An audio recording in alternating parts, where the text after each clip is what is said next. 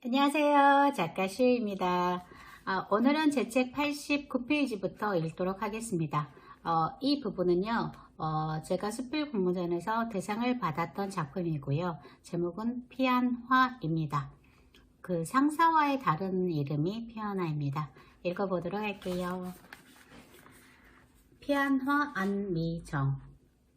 줄기에 얹혀 있으면서도 도도하게 아닌 척 멋스럽게 날개를 펴고 있는 상사와의 붉은 기운이 군락을 이루고 있었다. 저렇게 피를 토한 것 같은 붉은 빛은 어떻게 생겨난 걸까? 진녹색 줄기에 대롱 매달린 꽃. 잎을 기다리기라도 하듯 끝까지 줄기에 대롱 붙어보지만 상사와의 운명은 꽃과 잎이 만날 수 없는 것이었다. 과학의 힘이라도 빌려 둘을 만나게 해주고 싶다는 생각이 들었다. 세상과 다른 시계를 가지고 있는 불갑사. 해가 질 때쯤 절다운 절이 되었다. 낮에는 기꺼이 사람들에게 내어주고 저녁 때부터 고즈넉해지는 절. 생소한 단어들을 스님에게 들었다. 공양, 포행, 마라난타.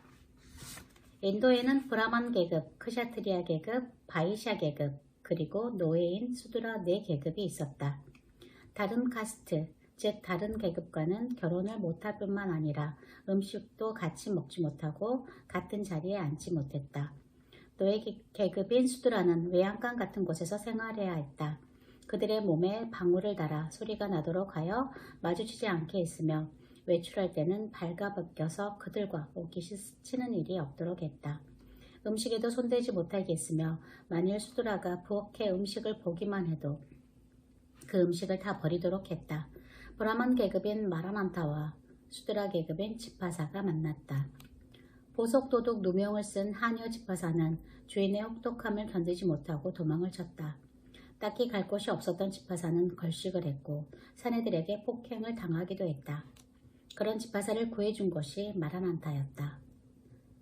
마라난타는 지파사를 처음 보았지만 지파사가 낯설지 않았다. 수도 없이 꿈에서 본 사람이었다. 하녀에게 지파사를 깨끗이 씻기게 했고 아픈 것을 치료하게 했다. 잔뜩 몸을 웅크리고자 하는 모습이 마음 아팠다. 마라난타는 지파사를 반듯하게 뉘었다. 그러면 또 어느새 몸을 웅크리는 지파사였다. 땀에 흠뻑 젖은 얼굴을 닦아주었다. 화들짝 놀라 두리번거리는 지파사를 토닥여 주었다. 겁에 질린 얼굴이었다. 얼굴은 새파래지고 퀭한 두 눈은 튀어나올 것만 같았다. 벌떡 일어나 무릎을 꿇는 지파사였다. 마라난타는 지파사를 일으켜 세워주었다. 벌벌 떠는 지파사의 두 손을 잡아주었다. 고개를 들게 하고 괜찮다 끄덕여 주었다. 불갑사에는 비가 내리기 시작했다. 도시의 소음에 익숙한 내 귀가 호강을 한다. 바닥을 치듯 따닥 소리가 난다. 간이 따글거린다. 마라난타와 지파사가 잘 되길 바란다. 책에는 전혀 없는 내용을 나는 이렇게 고쳐본다. 지파사의 몸이 완쾌되고 마라난타의 하녀가 되었다. 입에 혀처럼 영리한 지파사였다. 마라난타의 마음을 너무 잘 읽었다. 피곤하면 베개를 가져다 주었고 갈증이 날 때는 마실 것을 가져다 주었다. 마라난타가 배달을 공부할 때면 부르면 대답할 만한 자리에 있었다. 그냥 자리만 하고 있지 않았다. 주인인 마라난타 가는 공부를 따라하고 있었다. 그 시대에 수드라 계급이 배달을 외면 귀를 멀게 했고 성전을 읽으면 혀를 잘랐다. 또한 성전을 기억하면 몸을 도동강 낸다는 규정이 있었다. 마라난타는 지파사가 좋았다. 그즈음 마라난타의 엄마인 스마나는 차 모임을 자주 열어 브라만이나 크샤트리아 명가의 딸들을 초대하여 아들과 자연스러운 교제가 이루어지도록 했다. 그러나 그런 모임에 참석한 처녀들은 중국의 비단, 로마의 유리, 화려한 보석, 화장하는 법 등에 대하여 떠들 뿐이었다.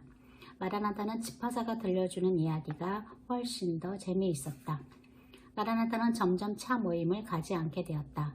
지파사와 같이 산책을 가고 같이 밥을 먹고 배달을 이야기하는 것이 훨씬 더 좋았다. 지파사가 배달을 이야기할 때면 두 볼이 발그레졌다. 달콤한 바람이 부는 어느 날이었다. 바람을 타고 지파사의 머리카락이 마라난타의 볼을 스쳤다. 마라난타는 지파사의 머리카락을 쓰다듬었다. 발그레한 두 볼이 잘 익은 복숭아 같았다. 지파사의 눈은 깊고 맑았다. 눈을 마주치자 고개를 숙이는 지파사였다. 손으로 받쳐 고개를 들었다.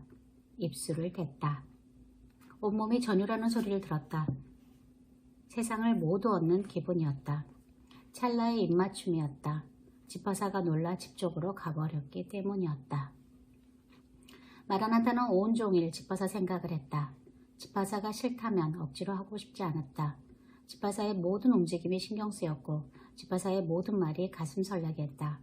콩닥거리는 심장소리가 날이 갈수록 커져갔다. 나중에는 명치가 아려왔다. 집화사에게 좋아한다는 말을 할 수가 없었다. 좋아할 수 없는 신분이었다. 마라나타가 책임질 수 없는 부분이었다. 집화사가 치러야 할 몫이 어떤 것인가를 알기에 더 조심스러웠다. 그때였다. 어머니 스마나가 혼사를 예약했다. 스나라는 아가씨였다. 차 모임에서 몇 번 본 아가씨였다. 새치름한 인상이 떠올랐다. 마라나타는 어떤 대답도 할 수 없었다. 가슴이 불처럼 뜨거워져 있었다. 집화사를 사랑하는 일이 집화사를 죽이는 일이라는 것을 수도 없이 되뇌이며 집화사를 멀리했다. 집화사는 빨래하는 일을 하게 됐다. 조금 떨어져 집화사를 살리는 것을 선택했다. 봐도 못 본 척했다. 집화사의 가슴에도 꽃이 피고 있었다. 마라나타가 자신의 얼굴을 쓰다듬고 입을 맞출 때부터, 아니 그녀를 구해주고 안아주었을 때부터, 아니 사경을 헤매고 있을 때, 자신을 바로 눕혀주었을 때부터였다. 그녀에게 마라나타는 우주였고 모든 것이었다. 곁에 머물게 하는 축복을 주었을 때는 우주를 품은 것 같았다. 마라나타를 닮고 싶었다. 그가 하는 한마디 한마디를 놓치지 않았다. 그가 어떤 버릇을 가지고 있는 것도 배달을 공부하는 것도 놓치지 않았다. 그 어떤 것으로도 보답하고 싶었다. 목숨도 아깝지 않을 사람이었다. 하지만 자신이 마라나타의 걸림돌이 될 수 있다는 생각이 들었다. 빨래하는 하녀가 되었을 때 다행이라고 생각했다. 같은 공간에 있는 것만으로 좋았다. 가슴은 붉은 피를 토할지라도 이만하면 천국이었다. 마라나타와 닮아지기 위해 배달을 공부했다. 다른 하녀들이 모두 잠든 다음에 달빛을 빌어 공부했다. 그런 모습을 마라나타가 지켜보고 있다는 것을 알고 있었다.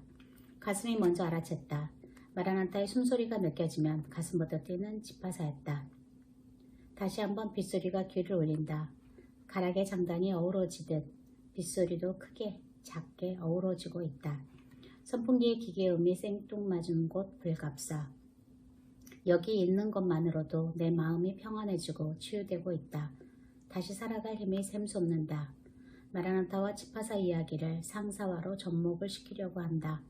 마라나타 집화사, 누군가는 피를 토하듯 상사화가 되어야 한다. 그 대목 앞에서 잠깐 망설여진다. 절에서는 상사화를 다른 말로 피아나라고 부른다고 했다. 피안의 세계로 들어서는 꽃이라고 했다. 피안의 세계에 머무는 스님들은 평온해 보였다. 빗소리가 모든 더러운 것들을 씻겨주는 소리처럼 들린다. 절 고유의 향이 난다. 거기에 습기까지 머금고 있다. 낮에 본 와송과 백일홍이 생각났다. 온몸으로 비를 맞을 와송이 걱정되었다. 오늘은 여기까지입니다. 다음 시간에 다음 이야기 계속 읽어드리도록 하겠습니다. 들어주셔서 감사합니다. 오늘 여기까지입니다.